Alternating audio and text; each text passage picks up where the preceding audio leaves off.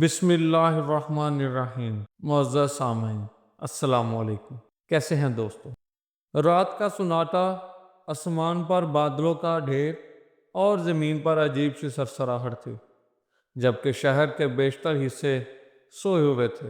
اس علاقے میں ایک مکمل خاموشی چھائی ہوئی تھی کہ اچانک ایک تیز ہوا کا جھونکا آیا اور درختوں کی شاخوں کو خوفناک حد تک ہلا کر رکھ دیا۔ کوئی نہیں جانتا تھا اگلے چند لمحوں میں کیا ہونے والا ہے۔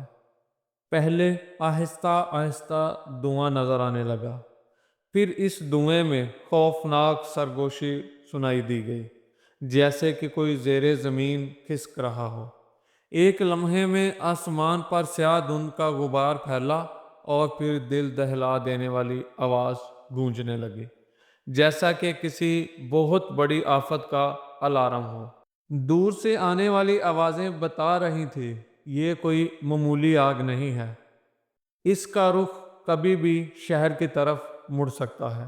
گھروں کی کھڑکیاں اور دروازے بند ہو گئے تھے، لیکن ہوا میں پھر بھی ایک عجیب سی بو محسوس کی جا رہی تھی، جیسے کچھ جل رہا ہو۔ لیکن جب تک کسی نے اسے سمجھا، یہ غیر متوقع آفت ایک بہت بڑی قوت بن چکی تھی۔ یہ آگ صرف تباہی نہیں لائی بلکہ انسانیت کی آزمائش بھی ساتھ ہی لے کر آئی تھی، اور اس کا انجام کیا ہوگا یہ کوئی نہیں جانتا تھا۔ لاس اینجلس کی آگ کو لگے ہوئے کئی دن گزر چکے ہیں، جو تقریباً 36,000 ایکڑ کے رقبے پر پھیل چکی ہے، جس سے گھروں کو نقصان پہنچا اور کچھ رہائشیوں کے لیے بے حد خطرناک صورتحال بن چکی ہے۔ کیلیفورنیا فائر پروٹیکشن اور محکمہ جنگلات ہوائی جہاز اور سینسر کے ذریعے آگ کی حد کو ٹریک کرنے کی کوشش کر رہے ہیں، لیکن تیز ہوائیں کسی کو کچھ بھی سمجھ آنے نہیں دے رہی۔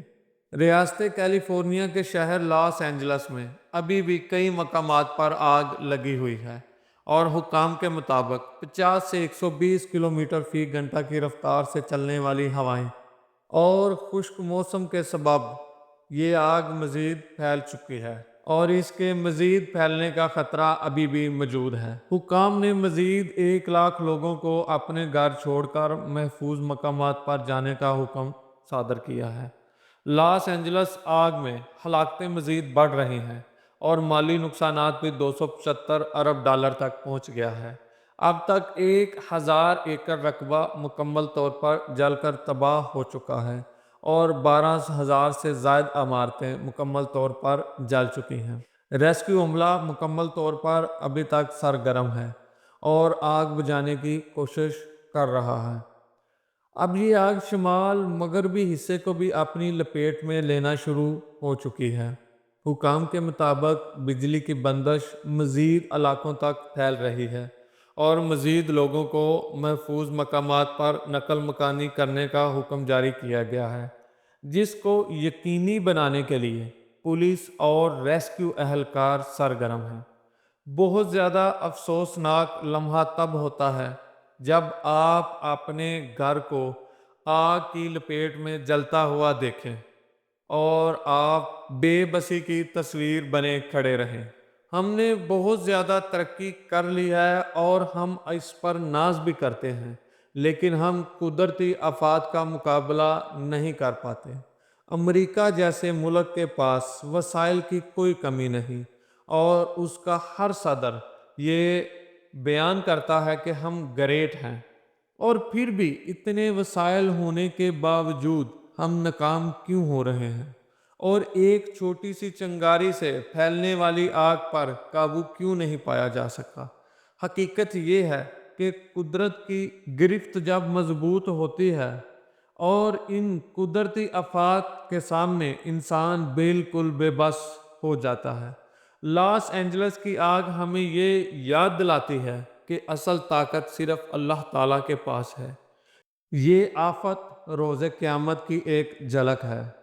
کچھ 100 ایکڑ پر پھیلی یہ آگ پر ہم قابو نہیں پا سکے، تو وہ سپر پاور ہے جو یہ آگ لگا بھی سکتا ہے، اسے مزید پھیلا بھی سکتا ہے، اور اس پر چند لمحوں میں قابو بھی پا سکتا ہے۔ وہ ہر چیز پر قادر ہے۔ ترقی یافتہ اور انسانیت کا پاٹ پڑھانے والے ممالک کو چاہیے کہ غزہ میں لگی جنگی آگ پر بھی قابو پانا چاہیے۔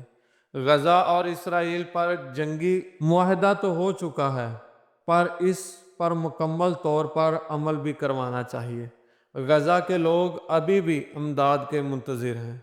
آج لاس اینجلس کے لوگ بے گھر ہوئے ہیں تو غزہ کے غریب مسلمان یہ جنگی آگ کی تپش کئی سالوں سے محسوس کر رہے ہیں۔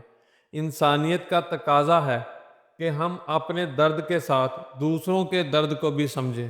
اللہ تعالی ہم سب مسلمانوں کو اپنی رحمت کے سائے میں رکھے اور ہمارے غزہ کے مسلمان بہن بھائیوں کی تکلیف کو ختم کرے اور انہیں درد سے راحت محسوس کروائے اور انہیں آسان اور پرسکون زندگی نصیب فرمائے۔ آمین ثم آمین۔ اگر آپ کو ہماری یہ ویڈیو اچھی لگی ہو تو ہماری ویڈیو کو لائک کریں اور چینل کو سبسکرائب کریں۔